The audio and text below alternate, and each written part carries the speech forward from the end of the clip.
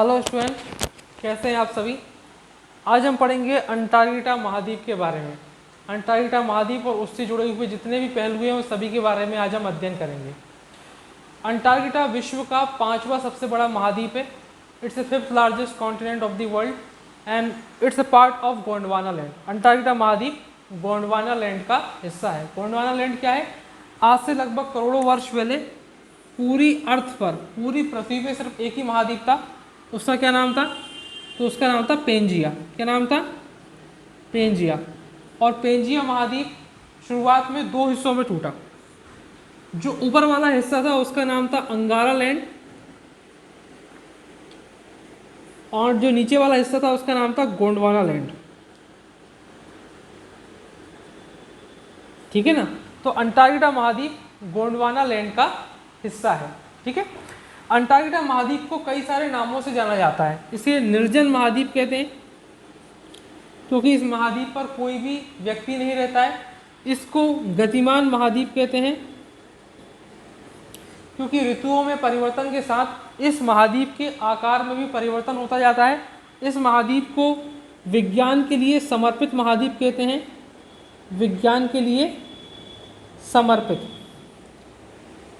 क्योंकि इस महाद्वीप पर नए नए अनुसंधान किए जा रहे हैं, नई नई खोज की जा रही है, नए नए चीज़ों का पता चल रहा है, इसलिए इसको विज्ञान के लिए समर्पित महाद्वीप कहते हैं। इस महाद्वीप को श्वेत महाद्वीप भी कहते हैं। श्वेत महाद्वीप इसलिए कहते हैं क्योंकि इस महाद्वीप का 98% हिस्सा जो है वो बर्फ से ढका हुआ है और जो 2% हिस्सा है, जो 2% हिस्सा है वो केवल क्या है, जहाँ पर बर्फ नहीं है या कुछ समय के लिए बर्फ नहीं रहती है। ठीक है ना।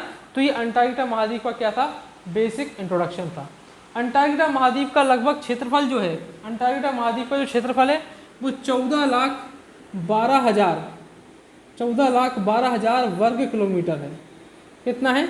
14,12,000 वर्ग किलोमीटर है। 14,12,000 वर्ग किलोमीटर है। ठीक है। ऐसा माना जाता है कि अंटार्कटिका महाद्वीप की जो बर्फ की मोटाई है वो लगभग 4 से 6 किलोमीटर है। यानी कि जैसे मान लीजिए ये कोई ज़मीन का सतह है, ये ज़मीन की क्या है, सतह है, और इसके ऊपर 4 से 6 किलोमीटर ऊपर क्या है, बर्फ़ है।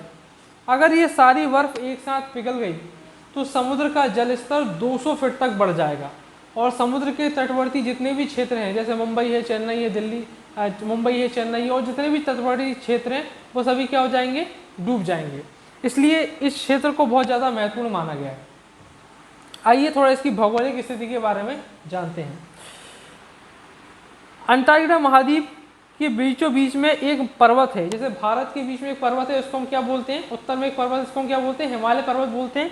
इस तरह से इसके बीच में भी एक पर्वत है, इसका नाम है क्वीन मोड माउंटेन रेंज। क्या नाम है? Queen mode mountain range.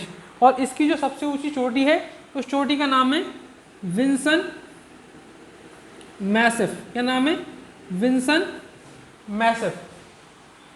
Antarctica महाद्वीप में एक पर्वत है, इसका नाम है क्वीन मोड माउंटेन रेंज और उसकी सबसे ऊंची चोटी का नाम क्या है, विंसन मैसिफ। अंटार्कटिका में एकमात्र सक्रिय ज्वालामुखी है, उसका नाम क्या है, एरेबस। क्या नाम है? एरेबस। सक्रिय ज्वालामुखी का मतलब ये होता है जहां से वर्तमान में भी क्या निकल रहा है, लावा निकल रहा है। अंटार्कटिका महाद्वीप के चारों ओर एक सागर है। देखो यहाँ पर लिखा है दक्षिणी सागर, यहाँ पर भी लिखा है दक्षिणी सागर, यहाँ भी दक्षिणी सागर, यहाँ भी दक्षिणी सागर। तो अंटार्कटिका महाद्वीप के चारों ओर क्या है, एक सागर है, जिस सागर का नाम क्या है, दक्षिणी सागर। दक्षिणी सागर की जो सीमाएं आगे जाकर जुड़ती हैं वो प्रशांत महासागर, हिंद महासागर और अटलांटिक महासागर से जुड़ती हैं। यानी कि इस महाद्वीप के चारों ओर क्या है, एक सागर है और उस सागर के भी चारों तरफ क्या है, एक और सागर है। उनको हम क्या, मैंने आपको नाम बताया, प्रशांत महासागर, अटलांटिक महासागर और हिंद महासागर। अंटार्कटिका महाद्वीप के पश्चिम में एक प्रायद्वीप है, इसका नाम है पॉलमर प्रायद्वीप। इसका नाम क्या है, पॉलमर प्रायद्वीप। ये एक ऐसा प्रायद्वीप है कि ग्रीष्म ऋतु में यहाँ पर क्या होती है, बर्फ पिघल जाती है और जमीन होती क्या होती है, यहाँ पर निकल आती है। ठीक है ना। अंटार्कटिका महाद्वीप के दक्षिण वाला जो हिस्सा है यहाँ पर रॉस सागर है। कौन सा सागर है? रॉस सागर है। और उत्तर में कौन सा सागर है, बेडेल सागर है। कौन सा सागर है, बेडेल सागर है। अंटार्कटिका महाद्वीप में लाइकेन और मास, लाइकेन और मास नाम की वनस्पति पाई जाती है। लाइकेन और मास नाम की वनस्पति पाई जाती है। अंटार्कटिका में 6 महीने की रात और 6 महीने का दिन होता है। जब हमारे यहाँ पर शीत ऋतु चल रही होती है, जब हमारे यहाँ ठंड का मौसम होता है, तब वहाँ पर 6 महीने का दिन होता है, और जब हमारे यहाँ ग्रीष्म ऋतु होती है तब वहाँ पर 6 महीने की रात होती है। ऐसा क्यों होता है इसको समझिएगा। ये हमारी पृथ्वी है, ये हमारी क्या है, पृथ्वी है, और अंटार्कटिका महाद्वीप दक्षिणी ध्रुव में स्थित है। अंटार्कटिका कहाँ पर है, दक्षिणी ध्रुव में स्थित है, और यहाँ पर 3 रेखाएं होती हैं, कर्क रेखा, भूमध्य रेखा और मकर रेखा। इतनी बात आपको समझ में आ रही होगी।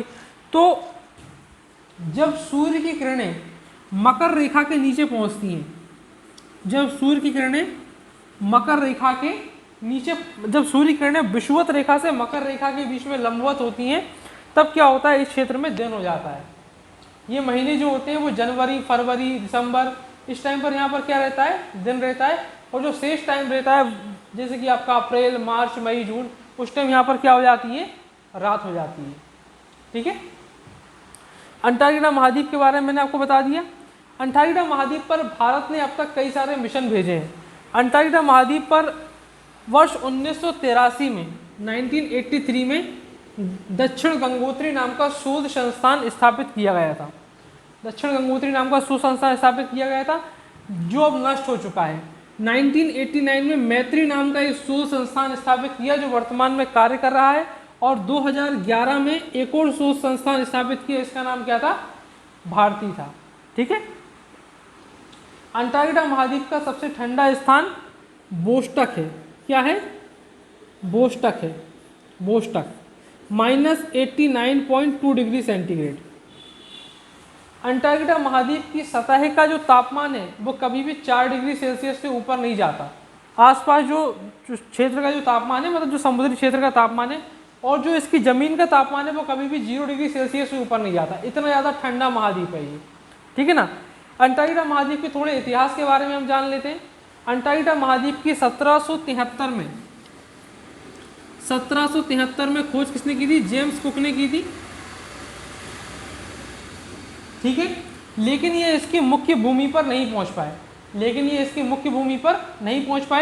1810 में एक अमेरिकी नाविक थे, उनका नाम था जॉन डार्विन। क्या नाम था, जॉन डार्विन। वो सबसे पहले अंटार्कटिका महाद्वीप की सतह पर पहुंचे। उसके बाद 1911 में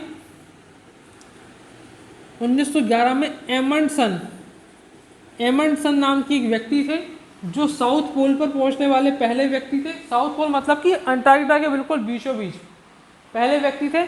और भारत का पहला व्यक्ति जो था, जो अंटार्कटिका महाद्वीप तक और दक्षिणी ध्रुव तक पहुंचे थे, उनका नाम था गिरिराज, बहुत ही ज़्यादा इम्पोर्टेंट है, गिरिराज